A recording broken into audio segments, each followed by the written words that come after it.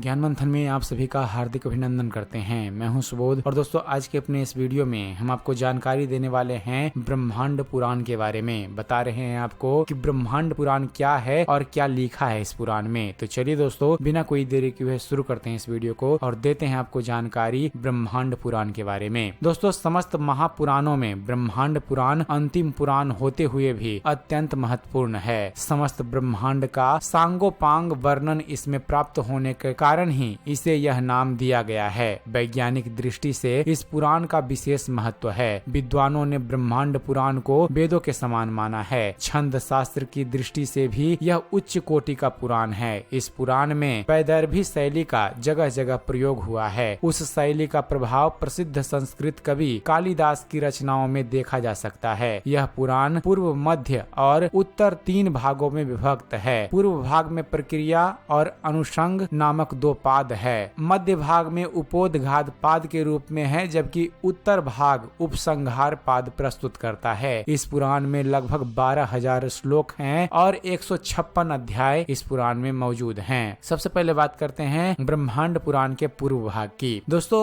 ब्रह्मांड पुराण के पूर्व भाग में मुख्य रूप से नैमिषोपाख्यान, हिरण्यगर्भ प्रादुर्भाव, देव ऋषि की सृष्टि, कल्प, मनवंतर तथा कृति युग आदि के परिणाम, रुद्र सर्ग, अग्नि सर्ग, दक्ष तथा शंकर का परस्पर आरोप प्रत्यारोप और श्राप, प्रियव्रत वंश, भुवन कोश, गंगावतरण तथा खगोल वर्णन में सूर्य आदि ग्रहों, नक्षत्रों, ताराओं एवं आकाशीय पिंडों का विस्तार से विवेचन इस भाग में किया गया है। इस भाग में समुद्र मंथन, विष्णु द्वारा लिंगोत्पत्ति आख्यान, मंत्रों के विविध वेद की शाखाएं और मनमंत्रोपाख्यान का उल्लेख भी किया गया है। अब बात करते हैं ब्रह्मांड पुराण के मध्य भाग की। दोस्तों मध्य भाग में श्राद्ध एवं पिंडदान संबंधी विषयों का विस्तार के साथ वर्णन किया गया है। साथ ही परशुराम की विस्तृत कथा, राजा सगर की वंश परंपरा, भागीरथ द्वारा गंगा की उपासना, शिवोपासना, गंगा को पृथ्वी पर लाने का व्यापक प्रसंग तथा सूर्य एवं चंद्र वंश के राजाओं का चरित्र वर्णन ब्रह्मांड पुराण के मध्य भाग में किया गया है। अब बात करते हैं ब्रह्मांड पुराण के उत्तर भाग की। दोस्तों ब्रह्मांड पुराण के उत्तर भाग में भावी मनमंत्रों का विवेचन, त्रिपुर सुंदरी के प्रसिद्ध आख्यान जिसे ललितोपाख्यान कहा जाता है, उनका वर्णन, भंडासुर उद्योग कथा और उसके वंश के विनाश का वृत्तांत आदि है। ब्रह्मांड पुराण और वायु पुराण में अत्यधिक समानता प्राप्त होती है, इसलिए वायु पुराण को